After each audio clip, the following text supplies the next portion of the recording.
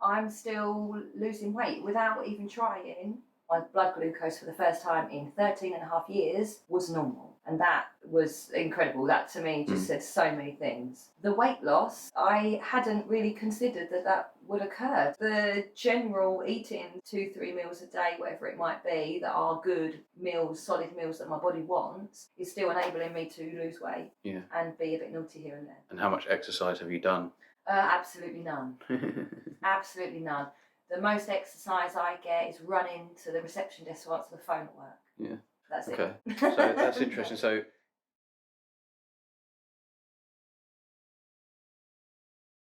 Okay, so as a kid, as a teen, into a young adult, I've always been slim. Weight's never been a problem for me. It was only during pregnancy, developing gestational diabetes, that I managed to gain a massive amount of weight. So before pregnancy, I was 9 stone. In 9 months, I had accumulated so much weight that I was 15 stone.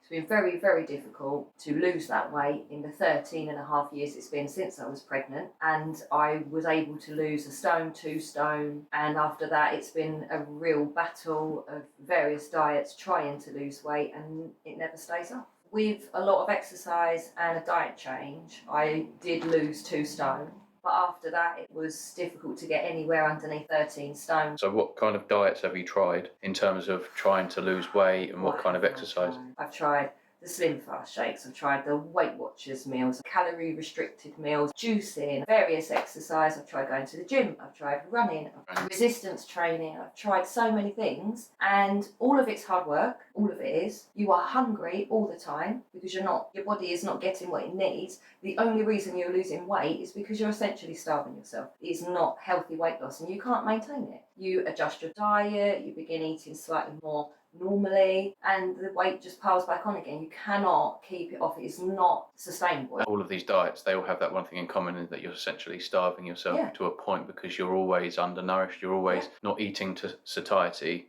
and you're always then going to feel hungry. How many meals would you say you were eating roughly on the majority of these diets that you've tried in the past? I'd say 3 full meals. They all encourage snacking in between, so you could end up eating 5 times a day. What kind of snacks? Snacks would be silly things like fruits, banana, which for somebody who is a pre-diabetic is the most ridiculous thing to suggest, really. Am I losing weight, or am I just shrinking my muscles? Am I just depleting myself of everything I really need? Yeah, you're essentially in what they're calling a calorie deficit, okay? So an energy deficit from your food. So my last diet involved a huge amount of resistance training, running every day, sometimes twice a day, pushing myself to do it. Be working on a calorie deficit of around 200 to 300 calories a day. And I did lose weight. I did lose 1 stone, so I did lose 14 pounds on that. But then it just plateaued. There was no extra weight loss. What have you done recently, and how much weight have you lost? I needed to find that diet that wasn't just dedicated to weight loss, but was good for health.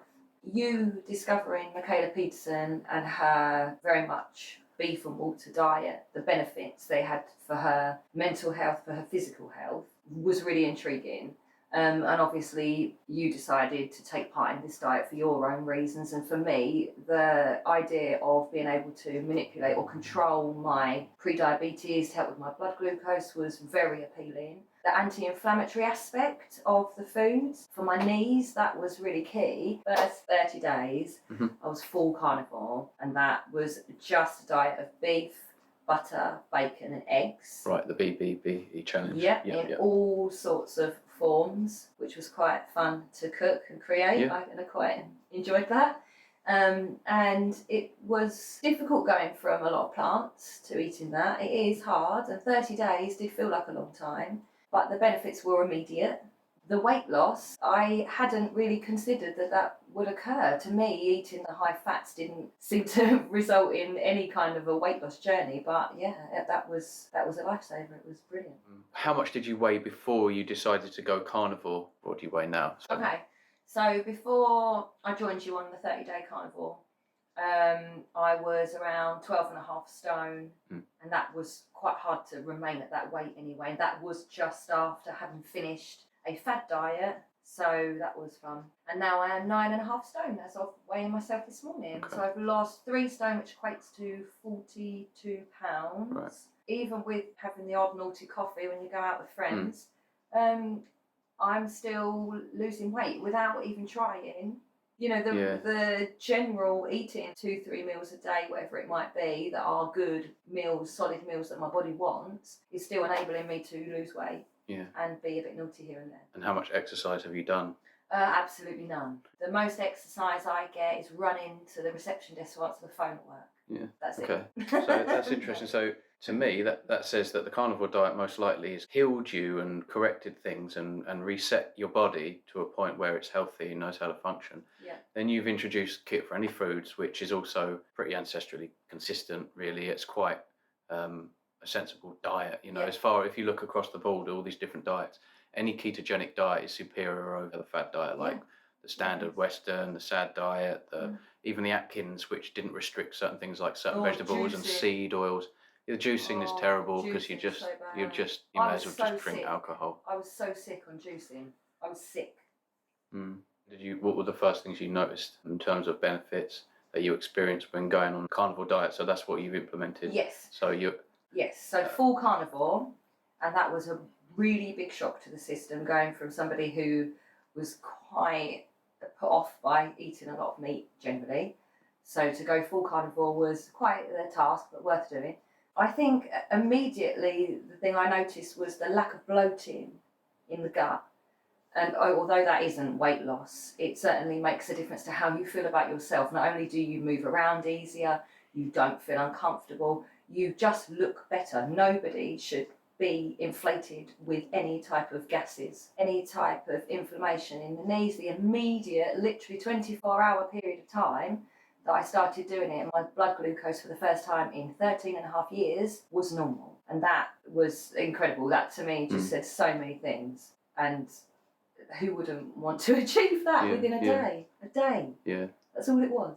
What have you done? Like, how have you evolved with your diet going forward? I didn't feel it was sustainable for me to carry on eating just those foods.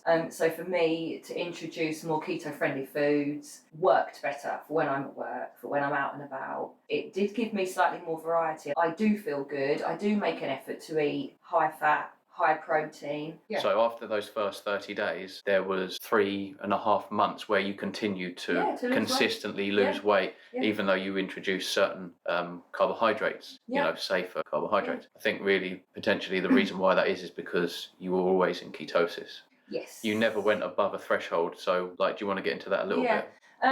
So I am quite good at moderating my food. As you know, you've seen me do that. Yeah, you're better. You know I am good at that. Yeah. You not so much. Yeah. When I am putting together a lunch or a dinner, I will make sure that I stay within the net carbs. Just under 30 grams of net carbs a day is fine. So so you have like a list of foods that you allow yourself to take in and out of your diet how you see fit. Yeah. And you stick pretty much to that list. Mm-hmm.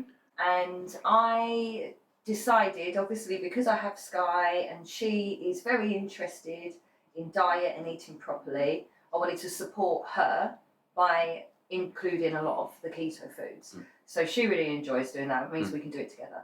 I don't take part in the keto foods that are deemed as being slightly too high in net carbs. Like questionable things on the fringe. I don't have them at all. The keto diet was the right way forward. It's not just for weight loss, not just for low blood glucose levels, just for general health. It was the way forwards for me. So you never used to even like your meat even mildly rare, you would always want it cooked all the way through, very little fat. Yeah.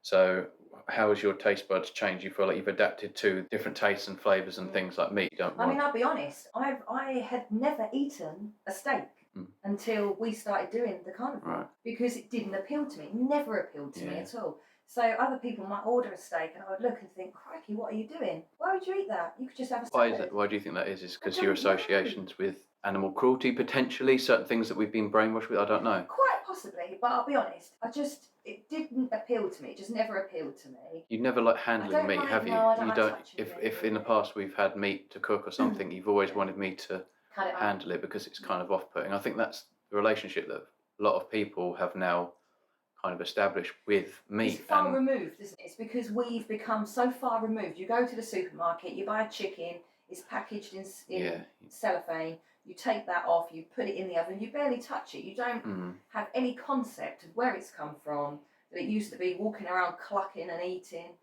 It's different. It's very different. But actually, I think that trying to learn more about food, real food, such as meat and eggs and animal products as a whole, you have a bit more of an understanding of it. You have more of an appreciation of it. I think the farms that we've visited has really helped. That's really helped to kind of get my head around the idea of it. I mean, this morning I had a veal chop for breakfast. If you had told me I would be eating veal for breakfast like 6 months ago, I would laugh at you and tell you were a fool. Because there was no way I would have that. And it was delightful, and it was rare, and it was delicious, and it even tasted like it was glazed. It was just beautiful. Yeah. And it was probably the best thing I could have had for breakfast, yeah. That's the thing, you get really good at cooking meat. You get good at sort of levelling out salt, or however, I think you should just listen to your body when it comes to salt. I do require it because I don't have my colon, obviously, if anybody has seen other videos, they know that. So that works. But I think our salt level, I never used to like heavy salt, and then I think that I've probably increased it as I've dropped carbohydrates out because my body just genuinely needs it, craves it. I just trust that my body knows what it's asking me for.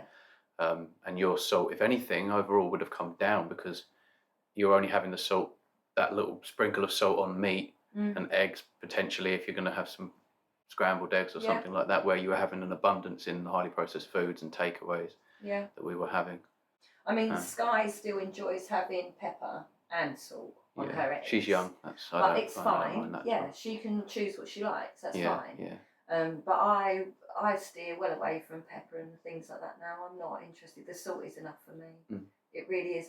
The benefits as well, I think, of this diet, of keto, mainly carnivore though, I would say mainly carnivore, for weight loss would be the lack of saggy skin. Baggy skin seems to be the biggest issue. You see videos about that all day long. Oh, look at me, I lost 4 stone, but look at all my skin flapping it around. That's no problem with carnivore or keto. With the amount of eggs you're having, it's so helpful to just tighten that skin. And I am going to be like 40 in a couple of months. And I do feel that I don't look as old as I could look. And I do put that down to having a massive amount of eggs. Anybody who's looking to actually lose fat in a safe way and keep it off should just eat as we always have done, ancestral eating. That you should certainly do keto if you are unable to take part in carnivore. Do it in a way that you do not starve yourself. You don't feel hungry. You are satisfied with what you're eating. You actually feel amazing on eating that as well.